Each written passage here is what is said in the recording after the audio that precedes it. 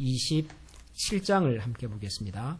주보에 25장으로 나와 있습니다마는 27장 1절부터 4절까지 말씀을 한 절씩 교독하겠습니다. 창세기 27장 1절에서 4절을 교독하겠습니다. 이삭이 나이가 많아 눈이 어두워 잘 보지 못하더니 맏아들 에서를 불러 이르되 내 아들아 하매 그가 이르되 내가 여기 있나이다 하니 이삭이 이르되 내가 이제 늙어 어느 날 죽을는지 알지 못. 그런즉 네 기구 곧 화살통과 활을 가지고 들에 가서 나를 위하여 사냥하여 내가 즐기는 별미를 만들어 내게로 가져와서 먹게 하여 내가 죽기 전에 내 마음껏 네게 축복하게 하라. 아멘. 창세기에 나오는 야곱의 이야기를 우리가 살펴보고 있는 중에 있습니다. 야곱과 에서 이 두 형제의 이야기는 아마도 성경에 나오는 그 형제의 이야기들 중에서는 가장 안타깝고 또 가장 슬프고 불행한 이야기 중에 하나가 아닐까 생각을 합니다. 물론 종종 성경에도 형제들끼리 우애가 좋지 못한 그런 가족의 이야기들이 있긴 합니다마는 그러나 이 야곱과 에서처럼 참 어떻게 보면 정말 이 두 사람의 관계가 이렇게까지 갔어야만 했을까 그런 생각이 들게 할 만큼 그 마지막이 참 안타깝고 좀 불행한 그런 가족의 이야기도 많지가 않은 것 같습니다. 이 야곱의 이야기를 같이 들여다보면서 그래서 이런 생각을 한번 해보게 됩니다. 도대체 어떻게 하다가 무엇 때문에 야곱과 에서 두 사람의 인생이 이렇게 불행한 비극적인 그런 인생이 될 수밖에 없었을까?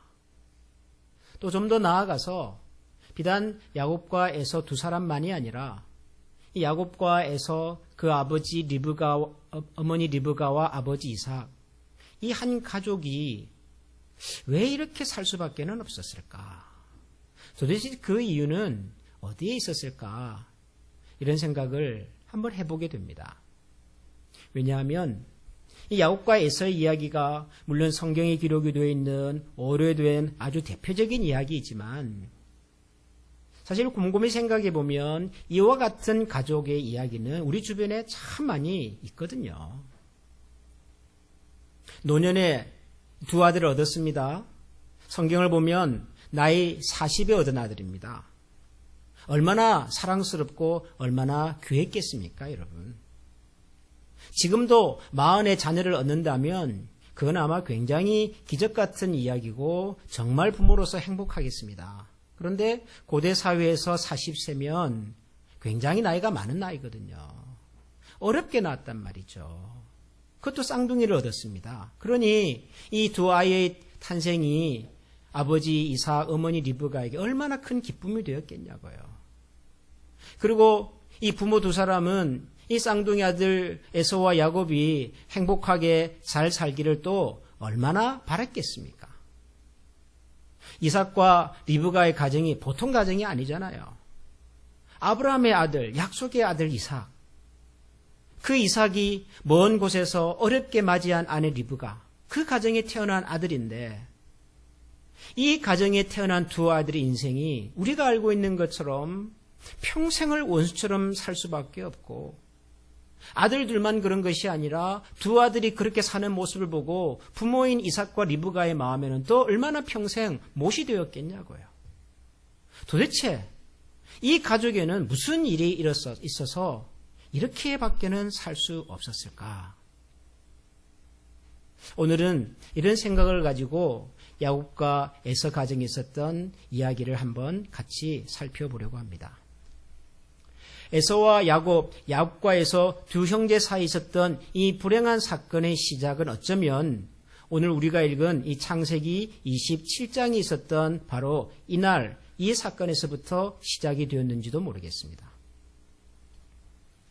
어느 날 아버지 이삭이 이제 나이가 좀 많이 드셨던 것 같아요. 아버지 이삭이 큰아들 에서, 맏아들 에서를 부릅니다. 그리고는 말하기를 아들아 내가 이제 나이가 많아가지고 언제 어떻게 될지를 잘 모르겠구나. 그래서 내가 더 늦기 전에 너에게 축복을 하고 싶은데 너가 지금 화살을 가지고 들에 나가서 사냥을 해서 내가 즐기는 별미를 좀 만들어 와봐라. 내가 평소에 좋아하는 맛있는 음식을 좀 만들어 와봐라. 내가 그것을 먹고 내가 죽기 전에 너에게 마음껏 복을 내리고 싶다. 아버지 이삭이 맏아들 에서를 불러다가 그렇게 이야기를 했습니다. 여러분, 여기까지만 들어보면 별로 이상한 것을 찾을 수가 없습니다. 굉장히 자연스러운, 흔히 한 가정에서 있을 수 있는 그런 장면입니다. 연세가 드신 아버지께서 이제 연로하셔서 더 늦기 전에 맏아들을 불러다가 아버지로서 그 자녀를 축복하고 싶은 마음, 그런 마음으로 큰아들을 불러다가 들에 나가서 사냥을 해가지고 내가 평소에 좋아하는 음식을 하나 만들어 봐라. 그런 이야기예요. 전혀 이상한 점을 발견하기가 어렵습니다. 그런데 바로 이날 이 두 사람의 대화가, 이 두 사람의 만남이 장차 이 가정에서 일어나는 모든 불행의 시작이 되었습니다. 왜 아버지 이삭과 맏아들 에서 두 사람의 대화와 만남이 이 가정의 큰 불행의 시작이 될 수밖에 없었는가? 그 내막은 이렇습니다. 여러분, 오늘 우리가 읽은 이 창세기 27장 1절부터 4절에 나오는 이 내용, 아버지 이삭이 맏아들 에서를 불러다가 내가 죽기 전에 너를 축복하고 싶다고 말하는 이 이야기 속에 리브가와 야곱은 없습니다. 아버지 이삭이 자기가 세상을 떠나기 전에 맏아들 에서에게 일종의 유언을 남기는 장면인데, 자기가 세상을 떠나기 전에 아버지로서, 가장으로서, 좀 더 크게 말하면 이 시대는 부족을 이루는 부족 사회인데, 한 부족의 어른이 자기가 세상을 떠나기 전에 부족의 대표로서, 가정의 대표로서, 한 집안의 어른으로서의 마지막 유언을 남기는 자리인데, 자기의 모든 고난과 재산을 위임하는 시간인데, 그 자리에, 그 순간에 아내와 또 다른 아들 야곱이 없습니다. 이게 무슨 얘기일까요? 왜 리브가와 야곱은 그 자리에 없지요? 그냥 아버지니까 큰아들 불러다가 이렇게 얘기해도 되는 지금 장면입니까? 그런 상황인가요, 이게? 여러분, 이 장면을 요즘 시대로 가져와서 새롭게 해설을 한다면 이런 겁니다. 지금 한 나라의 대통령이 새로운 대통령에게 이 취임식을 하는 장면이라고요. 그동안 내가 이 나라의 지도자로서 일하다가 지도자로서의 역할과 권한을 다음 지도자에게 위임해 주는 순간이라고요. 한 집안의 어른이 이제는 세상을 떠나기 전에 자녀들 다 불러놓고 아버지로서의 마지막 당부를 자식들에게 남기는 자리라고요. 어쩌면 아버지가 소유하고 있었던 모든 재산을 이제 자녀들에게 다시 한번 다 얘기해주고 이 재산을 앞으로 그들이 어떻게 관리해야 될지를 마지막으로 얘기해주는 자리란 말이에요. 그 자리에 아내와 또 다른 아들이 없습니다. 무슨 얘기죠? 아버지가 세상을 떠나는데 자식이 여럿 있었는데 여러 아들들 아무에게도 알리지 않고 평소에 아버지가 아끼고 사랑하던 아들 한 사람만 불러놓고 지금 하는 얘기라고요. 왜 그러죠? 왜 이삭은 이런 선택을 했을까요? 왜 이삭은 이런 방식으로 마지막 유지를 에서에게 남기려고 했을까요? 평소에 아버지 이삭이 맏아들 에서를 더 좋아했으니까 그럴 수 있지요. 그럴까요? 세상에 비밀이 없잖아요. 이삭이 맏아들 에서를 불러다가 아내와 또 다른 아들 야곱이 모르는 사이에 아버지로서의 유지를 남기고 유산을 정리를 하고 그리고 장자로서의 축복을 남기려고 했던 그 사실을 리브가가 알았어요. 5절에 보면 이삭이 그의 아들 에서에게 말할 때에 리브가가 들었더니 리브가가 남편 이삭과 맏아들 에서가 나눴던 이야기를 아마 엿듣게 되었던 것 같아요. 알게 됐어요. 다급해진 리브가가 자기가 아꼈던 아들 야곱을 불러다가 이삭의 계획과 정반대의 계획을 세웁니다. 자기가 더 사랑했던 야곱을 마치 맏아들 에서인 것처럼 변장시켜서 꾸며서, 다행히 이삭이 나이도 많고 눈도 잘 보지를 못해서 이게 에서인지 야곱인지를 정확하게 분간할 수 없다는 것을 이용해서 자기가 사랑했던 야곱을 마치 큰아들 에서인 것처럼 꾸며서 팔목에는 털도 붙이고 에서가 입던 옷도 입혀가지고 냄새나 분위기로 봐서는 에서라고 충분히 생각하게끔 야곱을 변장시켜서, 그래서 나이가 많고 앞을 잘 보지 못했던 이삭에게 야곱을 데려가서 장자의 축복을 얻어내게 합니다. 그리고 나중에 이 사실을 알게 된 에서가, 맏아들 에서가 자기가 없는 사이에 어머니와 동생 야곱이 모의를 해서 계획을 꾸며서 자기가 받아야 될 장자의 축복을 몰래 훔쳐받았다는 사실을 알게 된 에서가, 여러분 어떻게 하신 줄 아십니까? 통곡을 하면서, 세상에 아버지 어떻게 그럴 수가 있습니까? 당신의 아들 에서가 지금 여기 있는데 어떻게 내가 아닌 동생에게 축복할 수가 있습니까? 아버지 지금이라도 그 축복을 물리시고 나에게 새롭게 축복해 주십시오. 이삭이, 아들아 그럴 수가 없단다. 그 말을 들은 에서는 뭐라고 마음에 결심을 하냐 그러면, 아버지가 세상만 떠나봐라. 아버지가 세상을 떠나면 내 손으로 내 동생 야곱을 가만두지 않겠다. 에서의 그 동생 야곱에 대한 분노와 적개심을 알게 된 어머니 리브가가 할 수 있는 최선의 선택은 자기가 사랑하던 야곱을 피신시키는 거였어요.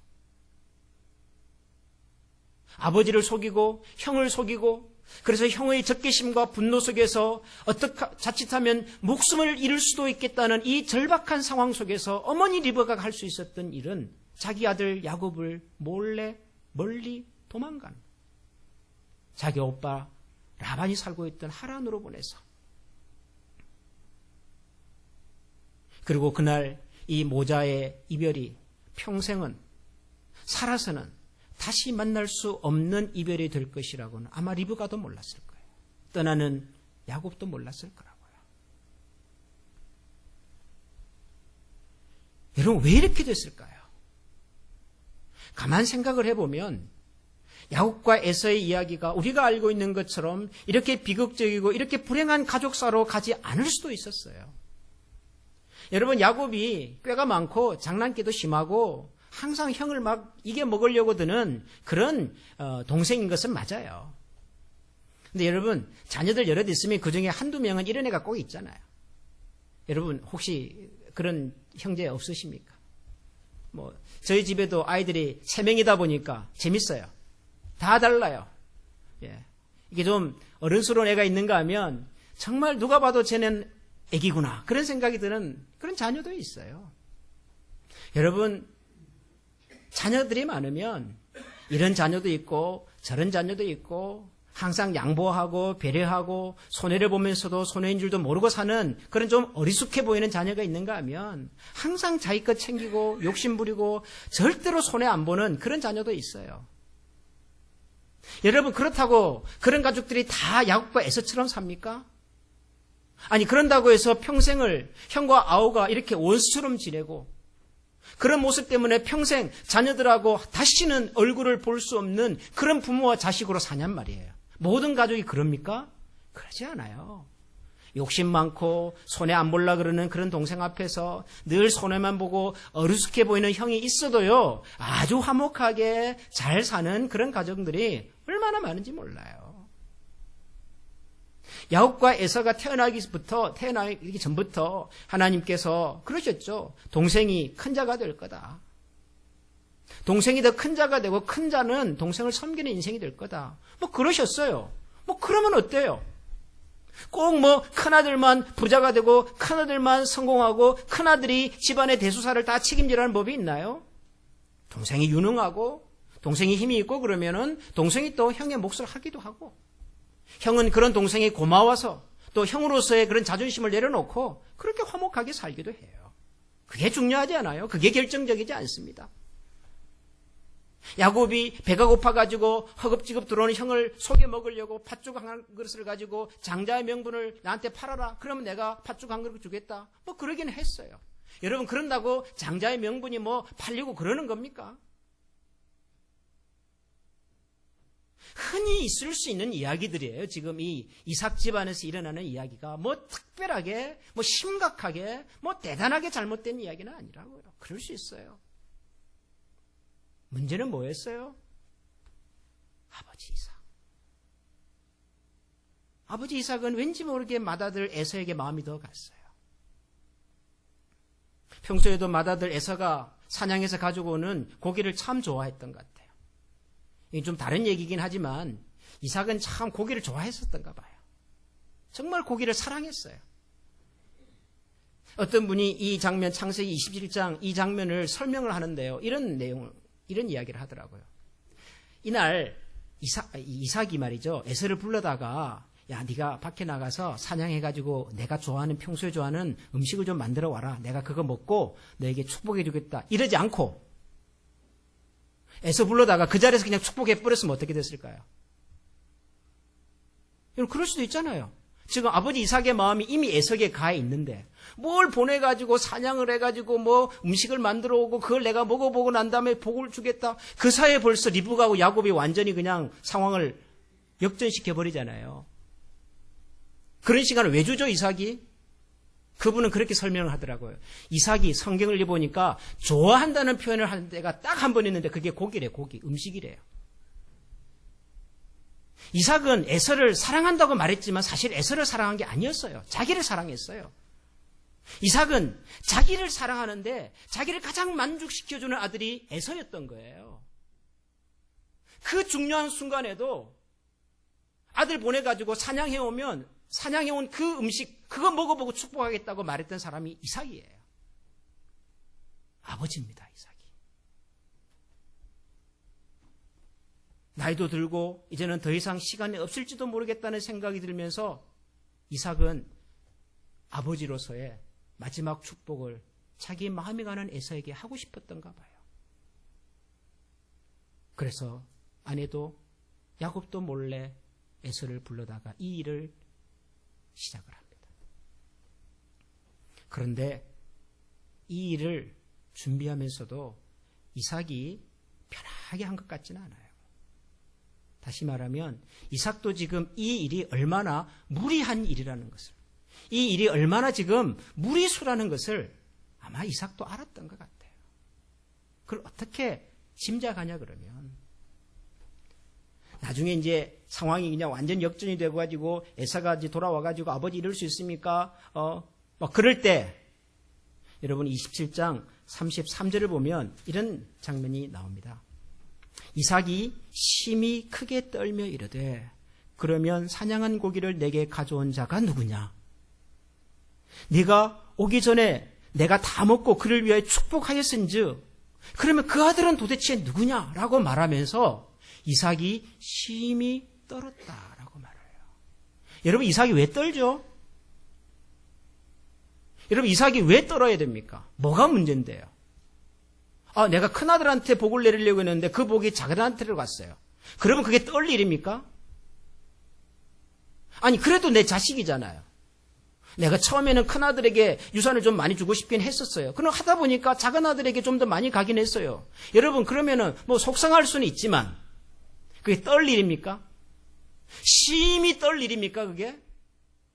이삭이 왜 떨었을까요? 뭐 때문에 떨었을까요? 내가 큰아들을 축복하려고 했는데 일이 잘못돼가지고 작은아들이 복을 받은 것 때문에 떨었을까요?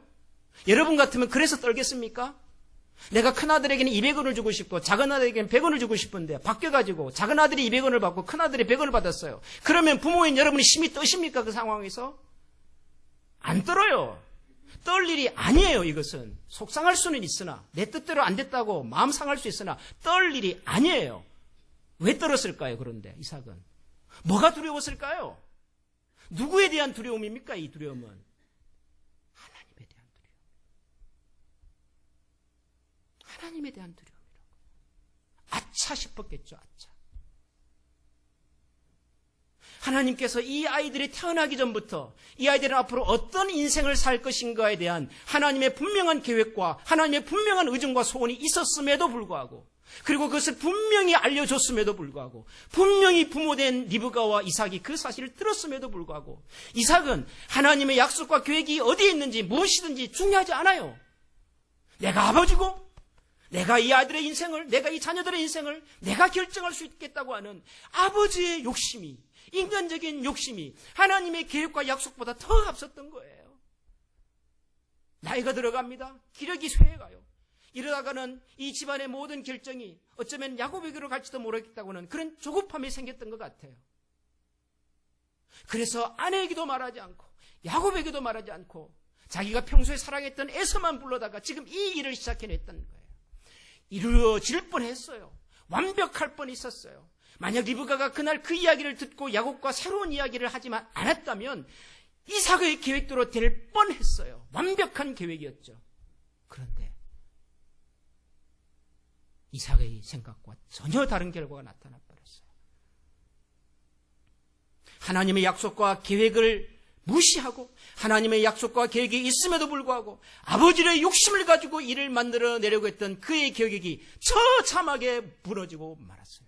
누구 앞에서요? 하나님 앞에서.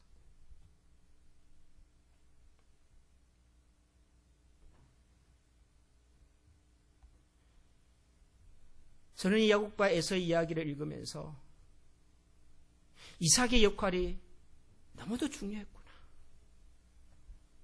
한 집안의 가장이었던 아버지 이삭의 역할이 너무도 중요했구나. 어쩌면 이 모든 우리가 알고 있는 이 집안의 비극의 역사가 전혀 다른 이야기가 될 수도 있었어요. 에서와 야곱은 비록 다른 성격을 가지고 있었지만 그러나 나름대로 두 형제가 서로 화목하게 노년에 얻은 두 쌍둥이 아들이 자라는 것을 보면서 야곱과 이삭과 리브가는 나름대로 행복하게 살 수도 있었어요. 도대체 이 일을 통해서 누가 승리했습니까? 도대체 이 일을 통해서 이 가정이 얻은 게 뭡니까?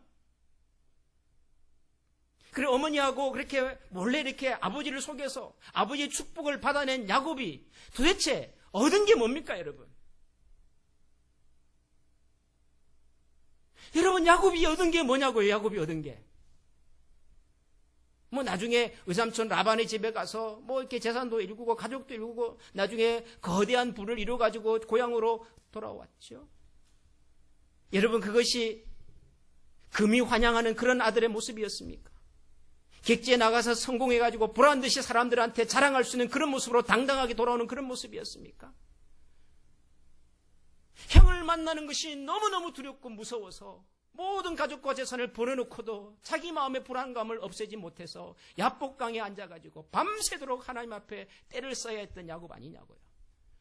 도대체 야곱의 인생에서 이 일을 통해서 야곱이 얻은 게 뭐냐고요. 리브가는 뭘 얻었습니까? 그가 그렇게 아끼고 사랑했던 야곱을 그렇게 떠나보내놓고 이삭은 뭘 얻었어요?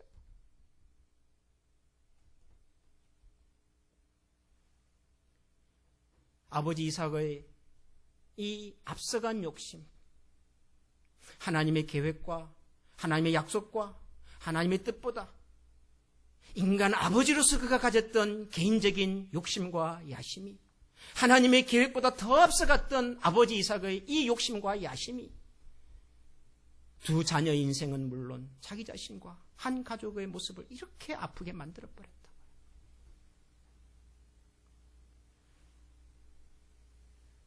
사랑하는 성도 여러분, 특히 자녀를 낳아 기르고 양육하시는 부모된 여러분, 하나님 앞에서 우리 부모의 역할은 뭘까요? 하나님께서 우리에게 주신 이 자녀에 대한 부모로서의 우리의 역할은 여러분 뭔 것 같습니까? 세상에 어떤 부모치고 자식들이 다 그리고 자랑스럽게 행복하게 그렇게 살기를 원치 않는 부모가 세상에 어디에 있겠습니까? 부모로서 다 이런 기대가 있고 이런 소망이 있고, 그래서 내가 부모로서 자녀들의 행복과 미래를 위해서 할 수 있는 한 최선을 다해서 양육해주고 뒷바라해주고 싶은 것이 그게 부모의 당연한 마음이지요. 저는 그런 마음과 부모로서의 그런 기대를 탓할 마음은 전혀 없습니다. 문제는 내가 내 자녀들에 대해서 이런 기대와 이런 관심과 그들의 미래에 대한 이런 준비가 있는 것만큼이나 하나님께서 우리의 자녀들에 대해서 가지시는 하나님의 약속과 계획이 뭔지에 대해서 관심이 있으십니까, 여러분? 사실 우리 부모는 하나님께서 우리에게 주신 자녀에 대한 일종의 청지기와도 같은 사람들이에요. 이 자녀들의 운명과 생명은 하나님이 주셨잖아요. 하나님께서 우리 부부를 통해서 주셨으나 이 자녀들의 인생을 책임지시는 분은 하나님이시잖아요. 그렇다면 우리는 이 자녀들을 주신, 이 자녀들의 인생의 참주인 되신 하나님 앞에서 그분의 영혼, 그분의 인생, 그분의 생명인 이 자신들을 우리가 사는 동안 부모로서, 청지기로서 하나님의 뜻을 따라 잘 양육하는 것까지가 우리 부모의 역할이고 책임인 거죠. 우리 부모가 자녀들의 인생을 결정할 수 있습니까? 우리 부모가 원하는 대로 자식들이 살아가 주던가요? 자녀들을 길러보면 어느 순간까지는 참 말도 잘 듣고 고분고분하고 참 이런 자식 준 것이 행복하다가도 어느 순간 내 뱃속에서 태어난 자식이지만 정말 내 마음대로 안 되는구나. 우리가 그런 것을 경험할 때가 있지 않습니까? 사춘기를 만나는 자녀들과 대화를 해보면 절벽을 느끼는 것 같잖아요. 말이 안 통하잖아요, 말이. 그 아이들이 세상에 나가고 사회생활하고 결혼을 하고 이런 인생의 중요한 것을 의논하고 얘기할 때 도무지 부모하고 생각이 안 맞아가지고 내 자식이지만 내 마음대로 안 되는구나. 그럴 때가 있잖아요. 여러분, 자식은 부모 마음대로 되어야 되는 존재입니까? 자식은 부모가 원하는 대로 살아야 되는 존재입니까? 우리 자녀를 향한 하나님의 계획과 뜻이 무엇인지에 대해서 우리가 얼마나 듣고 자녀들과 함께 얼마나 그런 일에 관심을 기울이냔 말이에요. 자녀를 향한 기대와 욕심이 이 자녀를 향한 하나님의 계획과 기대보다 앞서갈 때에 얼마든지 나타날 수 있는 불행의 이야기를 우리가 야곱과 에서를 통해서 지금 보고 있는 거라고요.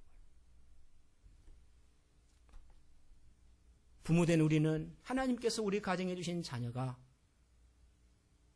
우리의 도움과 사랑과 우리의 울타리 안에서 잘 자라서 언젠가는 부모를 떠나서도 하나님을 사랑하고 세상을 사랑하면서 살 수 있는 그런 인격이 될 수 있도록 준비시켜주는 것이 그게 부모의 역할이잖아요.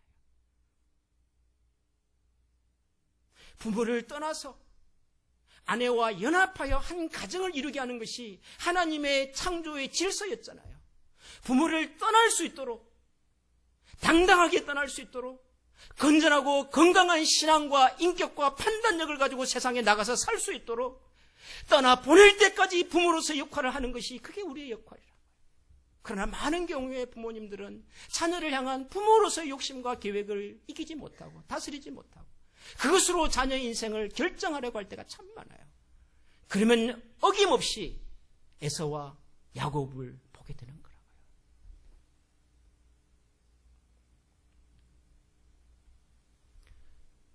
우리 대한민국의 역사를 읽어보면 아주 흥미로운 가족 이야기를 볼 때가 있어요. 여러분, 조선이라는 나라를 처음 세웠던 그 태조 이성계 첫 번째 임금님, 그 집안의 가족사는 참 흥미롭습니다. 이게 왜 흥미롭냐 그러면 그분에게 아들이 8명이 있었어요. 부인이 좀 더 있었겠죠. 8명의 아들이 있었어요. 이분이 원래 왕은 아니었잖아요.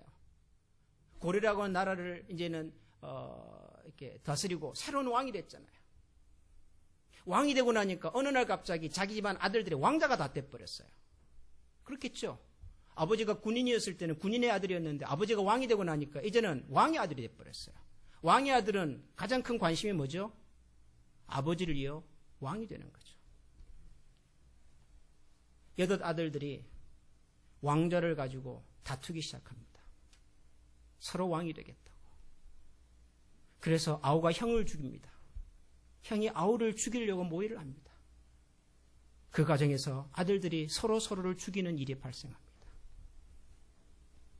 그게 우리가 역사에서 들었던 왕자의 난이라고 하는 이야기입니다. 불행한 이야기죠. 자기는 한 나라의 왕이 되었지만 자기 자식들끼리 서로를 죽이는 그런 비참한 가족이 되어버렸습니다. 그런데 그분의 아들 중에 한 분이 왕이 되지요. 조선의 세 번째 왕이 됩니다. 태종 임금이라는 분이 됩니다. 이분에게 아들이 4명이 있었어요. 넷째 아들은 어려서 몸이 약해서 병으로 일찍 죽고 아들 셋이 남았습니다. 큰아들이 어느 날 아버지와 어머님의 마음이 큰아들인 자기에게 있지 않고 셋째 아들에게 동생에게 있다는 것을 알게 됐어요. 아버지가 생각하는 왕의 제목은 내가 아니구나. 근데 옛날에는 아버지가 뭐라고 생각하든 맏아들이 왕이 되는 거잖아요. 맏아들이 왕이 되겠다고 하면 왕이 되는 거잖아요. 근데 아버지와 어머님의 마음이 자기에게 있지 않고 동생에게 있다는 것을 알게 됐어요. 큰아들이. 그래서 그날부터 큰아들은 미친 척하기 시작합니다. 누가 봐도 저 사람은 왕이 될 수 없구나. 그렇게 소문을 내려고. 어느 날 이 큰형님을 만난 둘째 아들 얘기를 들어보니까 형이 미친 척하고 다니는 이유를 알게 됐어요. 실제로 미친 것이 아니었는데 둘째 아들 역시도 아버지와 어머님의 마음이 동생에게 있다는 것을 알고는 그날로 절로 들어가서 스님이 되어버렸어요. 아들 하나는 미쳐버렸고 아들 하나는 절로 가버렸습니다. 그럼 어떻게 해야 됩니까? 남은 아들에게 왕위를 물려줘야죠. 그렇게 된 왕이 누군 줄 아십니까? 세종대왕입니다. 대한민국 사람들이 가장 존경하는 위대한 성군 세종대왕은 그렇게 등장을 했습니다. 한 집안의 이야기입니다. 같은 집안의 이야기입니다. 어떤 세대는 서로 왕이 되겠다고 싸우다가 형이 동생이 형을 죽이고 죽이는 비참한 가족이 되기도 하고 어떤 세대에는 당연히 왕이 될 수 있는 권리가 있음에도 불구하고 자격이 있음에도 불구하고 부모의 마음을 헤아리고 동생에게 그 자리를 배려함으로써 역사상 가장 위대한 임금님을 만날 수 있는 그런 바탕을 만들어내기도 합니다. 여러분, 우리 모두는 평범한 가족입니다. 우리 자녀들 중에 훌륭하고 유능한 자녀도 있고 좀 부족하고 모자란 자녀도 있을 수 있습니다. 그것이 그 가족과 그 자녀들의 인생이 불행하게 만드는 근거가 되지 않습니다. 하나님께서 우리에게 주신 역할이 뭔가? 부모된 나에게 주시는 부모로서의 역할이 뭐고 하나님이 우리 자녀들에게 가지고 계신 하나님의 기대와 생각은 뭔가? 우리가 그것을 들을 수 있냐 하는 겁니다. 그리고 그 하나님의 계획과 하나님의 그 약속 속에 우리 인생을 맡겨드릴 수 있느냐 하는 것입니다. 내 생각에는 큰아들이 왕이 되는 것이 좋아 보여도 그러나 더 유능한 아들이 있을 때 그 자녀에게 기회를 주면 세상은 달라지고 역사도 달라질 수 있고 한 가정과 한 사람의 인생도 달라질 수 있어요. 우리의 욕심과 생각이 하나님의 계획과 약속을 넘어가지 않도록 우리의 욕심과 우리의 계획이 하나님의 욕심과 계획을 앞서가지 않도록 오늘도 부모된 우리가 하나님 앞에서 겸손하게 구하고 또 자녀된 우리가 하나님 앞에서 우리에게 맡겨진 역할이 무엇인지를 겸손하게 구하고 그리고 주신 그 자리에서 그리고 하나님의 약속을 믿고 신뢰함으로 오늘도 우리에게 허락하신 우리의 소중한 가족과 소중한 부모와 자녀들의 관계가 형제 자매의 관계가 하나님의 은총 속에서 아름답고 풍성한 그런 가정이 될 수 있기를 주님의 이름으로 축원합니다. 기도하겠습니다. 하나님, 우리 모두는 연약하고 부족합니다. 어느 한 사람도 완벽한 인생이 없고 어느 한 사람도 스스로를 완전하다고 말할 수 있는 사람이 없습니다. 우리가 아버지지만 우리가 어머니고 부모지만 여전히 우리는 부족하고 흠결이 많은 부모며 우리가 자녀지만은 여러 가지 면에서 모간하고 거친 그런 형상이 우리 가운데 있던 것을 고백하지 않을 수가 없습니다. 그럼에도 불구하고 우리를 가족으로 만나게 하신 하나님, 우리를 부모와 자녀로 만나게 하시고 우리를 형제와 자매로 만나게 하시고 우리를 한 가정에서 하나님을 믿는 가족으로 만나게 하신 하나님을 기억하고 그 하나님께서 우리에게 허락하시고 맡겨주신 이 가정과 가족의 소중함을 가슴에 깊이 새겨 오늘도 우리가 서로를 향하여 주님의 은총을 구하고 오늘도 우리가 서로서로를 바라보며 하나님의 은혜와 약속을 기억하면서 살아갈 수 있는 신실한 주의 가정들이 다 되게 하여 주옵소서. 혹시라도 하나님, 부모와 자녀들 사이에 풀지 못한 그런 감정과 아픔의 고리가 있다면 오늘 하나님께서 저희들의 마음과 생각을 다듬어 주셔서 하나님 맺힌 모든 감정과 맺힌 모든 아픔들이 풀어지고 그리고 다시 회복되게 하여 주시옵소서. 오랫동안 서로 소원하여 하나님 서로 대화하지 못하고 왠지 모를 서운함과 감정의 응어리 속에서 하나님 형제였지만 자매지만 하나님 우리가 서로에 대한 그런 아름답고 귀한 마음을 나누지 못해 왔다면 하나님 저희들의 마음을 고쳐주시고 새롭게 하여 주시고 하나님께서 우리를 주 안에서 한 가족과 그리고 한 성도로 만나게 한 것을 기뻐하며 감사할 수 있는 저희 모두가 되게 하여 주옵소서. 예수님 이름으로 감사하며 기도합니다. 아멘. 우리 다 같이 일어나서 우리가 약할 때 우리 능력과 힘이 되어주시는 주님을 찬양하겠습니다.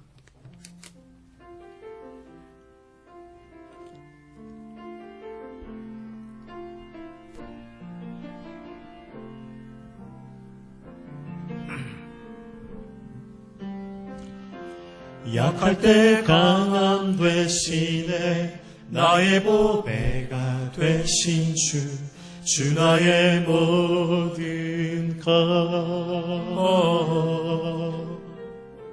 주 안에 있는 범위를 나는 포기할 수 없네 주 나의 모든 것 십자가 죄사하셨네 십자가 죄사하셨네 주님의 이름 찬양해 주 나의 모든 것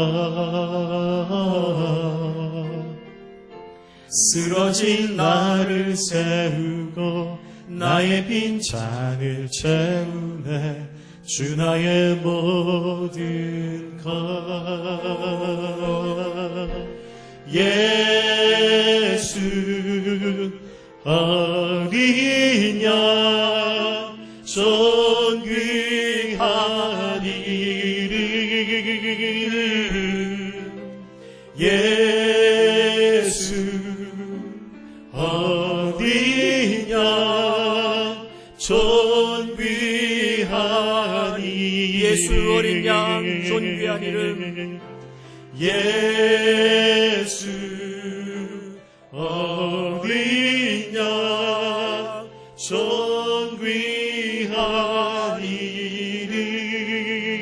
이름 예수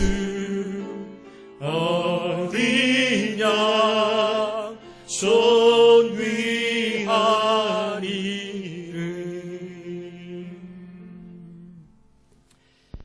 연약하고 부족함이 많지만 그럼에도 불구하고 저희들이 함께 만나 이룬 가정과 가족을 통하여 지금도 놀라운 하나님의 약속과 계획하심을 이루어 가기를 원하시는 하나님 앞에서 하나님 부모는 부모로서의 역할을 감당하고 자녀는 자녀로서의 역할을 충실하게 감당하며 하나님께서 우리를 형제와 자매로 만나게 하신 놀라운 뜻과 하나님의 깊은 계획을 헤아려 오늘도 주 안에서 서로를 사랑하고 존중히 여기며 복된 믿음의 가정을 이루어 가기를 원하는 모든 주의 백성들 머리 위에 우리 주 예수 그리스도의 은혜와 하나님의 크신 사랑과 성령의 충만하심이 지금으로부터 영원토록 함께 계시기를 축원하옵나이다. 아멘.